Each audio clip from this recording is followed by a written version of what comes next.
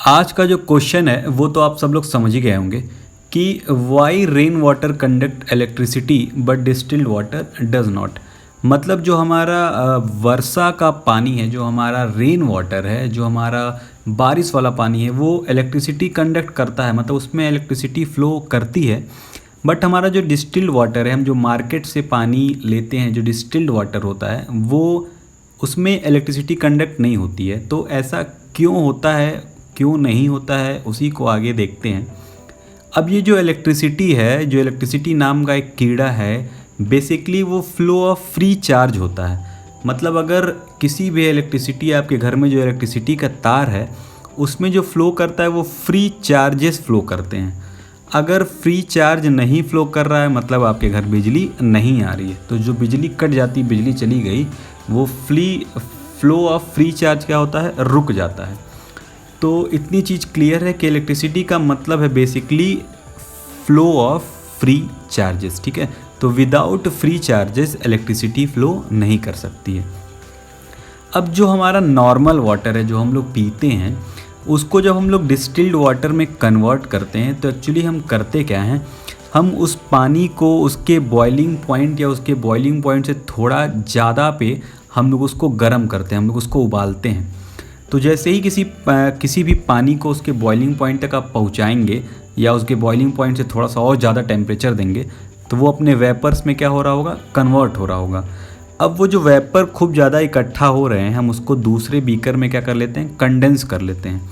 Condense का मतलब उस वेपर को हम फिर से पानी में क्या कर लेते हैं, कन्वर्ट कर लेते हैं। उस वेपर की काइनेटिक एनर्जी को कम कर देते हैं और वो अपने आप क्या हो जाते हैं, पानी में कन्वर्ट हो जाते हैं।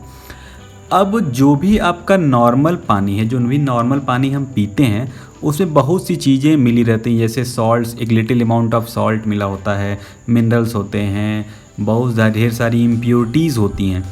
तो अब जब उस वाटर को हम बॉयल करते हैं हाई टेम्परेचर पे, तो जितने भी सॉल्ट्स, मिनरल्स, उसके अंदर जो भी एसिड, बेस कुछ भी मिला हो, वो कन्वर्ट होके वेपर में नहीं आ पाता है, वो उसी बर्तन में ही रह जाता है, क्योंकि उसको जो वेपर बनाने का टेम्परेचर चाहिए वो बहुत ज़्यादा होता है, मतलब बॉइलिंग पॉइंट ऑफ वाटर से बहुत ज़्यादा होता है और उस टेम्परेचर तक हम जाते नहीं हैं। तो जो वेपर में चीज़ें कन्वर्ट होती हैं वो सिर्फ़ और सिर्फ एकदम प्योर शुद्ध H2O कन्वर्ट होता है। अब जिस वेपर को हम कंडेंस कर लिए उसमें सिर्फ और सिर्फ कौन है, H2O है। अब होता क्या है कि उस वेपर वाले पानी में न तो एसिड होता है, न ही बेस होता है, न ही सॉल्ट होता है, न ही मिनरल्स होता है।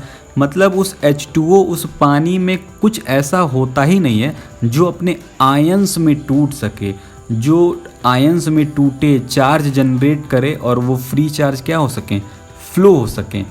और बेसिकली H2O जो होता है वो कोवैलेंट बॉन्ड से जुड़ा होता है, मतलब उसके सारे इलेक्ट्रॉन एक दूसरे के साथ क्या हुए रहते हैं, शेयर हुए रहते हैं। तो H2O के पास खुद का अपना भी कोई फ्री इलेक्ट्रॉन नहीं होता है। तो ये था डिस्टिल्ड वाटर की कहानी कि डिस्टिल्ड वाटर के पास सिर्फ और सिर्फ कौन होता है, H2O होता है। नहीं उसके पास कोई फ्री आयंस होते हैं, नहीं उसके पास कोई फ्री इलेक्ट्रॉन्स होते हैं जो वो फ्लो करे और इलेक्ट्रिसिटी वहाँ से क्या हो सके, जनरेट हो सके। तो ये वजह है, ये रीज़न है कि हमारा जो डिस्टिल्ड वाटर होता है वो इलेक्ट्रिसिटी कंडक्ट क्यों नहीं कर पाता है। यही रीज़न है क्योंकि डिस्टिल्ड वाटर के पास कोई भी ऐसी चीज़ नहीं होती है जो अपने आयंस में टूट सके, और न ही वो फ्री इलेक्ट्रॉन जनरेट कर पाता है कि जिससे इलेक्ट्रिसिटी को फ्लो करने का रास्ता मिले। इलेक्ट्रिसिटी का मतलब ही है फ्लो ऑफ फ्री चार्जेस। जब चार्ज ही नहीं है उस पानी में तो हम फ्लो क्या कराएंगे। अब बात आती है कि रेन वाटर में ऐसा क्या है जो वो फ्लो हो जाता है उसमें इलेक्ट्रिसिटी। तो जो रेन वाटर है, जो हमारा बारिश का पानी है, जो वर्षा ऋतु में जो बारिश होती है, एक्चुअली जो ऊपर से बारिश आती है ना, छप छप छप छप छप छप करके, वो ऊपर से और नीचे आने में जो लंबा सा आपको गैप दिखाई दे रहा है ना, ये इन्वायरमेंट का, ये जो एयर का, उसके अंदर बहुत ढेर सारी गैसेस होती हैं। अब जैसे CO2 हो गया, NO2 हो गया, O2 हो गया, ऐसे बहुत ढेर सारी गैसेस हैं। When these environmental gases dissolve in water, मतलब जो इन्वायरमेंट में जो गैस उड़ रही हैं, जब वो बारिश के पानी से टच होती हैं, कांटेक्ट में आती हैं, तो कुछ ऐसी भी गैसेस हैं जो तुरंत एसिड में कन्वर्ट हो जाती हैं। जैसे H2O और जब CO2 मिलता है तो कन्वर्ट हो जाता है H2CO3 में, उसको बोलते हैं कार्बोनिक एसिड। कुछ एसिड्स होते हैं HNO3 नाइट्रिक एसिड में भी कन्वर्ट हो जाते हैं, एटसेट्रा एटसेट्रा। तो अब जैसे ही एक H2O का मॉलिक्यूल एक CO2 के मॉलिक्यूल से इन्वायरमेंट में मिला, वो कन्वर्ट हो गया कार्बोनिक एसिड, मतलब H2CO3 में कन्वर्ट हो गया। अब जैसे ही H2CO3 क्या बन गया, एक तरह का एसिड है, इसको बोलते हैं कार्बोनिक एसिड। अब एसिड जब दूसरे वाटर के ड्रॉप से जैसे ही मिलता है, तो आपको पता है कि एसिड और पानी जहाँ मिले तो इसका मतलब ही है कि एसिड्स अपने आयनों में क्या हो जाएगा, टूट जाएगा। एसिड क्या हो जाता है, आयोनाइज हो जाता है। वहाँ पे हमको दे देता है H3O+ और उसका निगेटिव करस्पॉन्डिंग निगेटिव आयन। तो जैसे ही एसिड फिर पानी के साथ मिला, वो कन्वर्ट हो गया अपने आयंस में और हमको मिल गया पॉजिटिव और निगेटिव आयंस, और वो फ्री होते हैं, और इसीलिए वहाँ से free of flow of charge क्या हो जाता है, शुरू हो जाता है। मतलब फ्री चार्ज का होता है, वहाँ पे दौड़ना शुरू हो जाता है और इलेक्ट्रिसिटी क्या हो जाती है, कंडक्ट हो जाती है।